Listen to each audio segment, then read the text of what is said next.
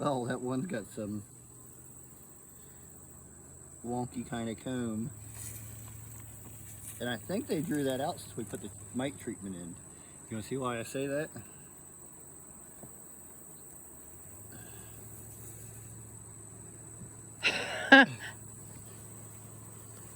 Wouldn't you guess that? Yeah. That's funny the way they did that.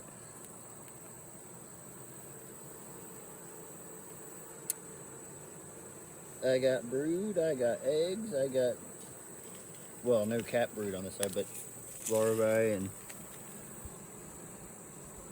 a little bit of cap stuff there. This frame's got a little bit of everything.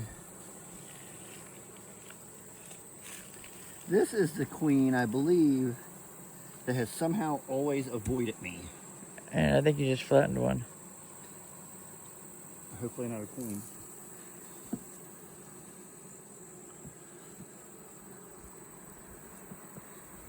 I don't think the queen in this hive's ever been marked.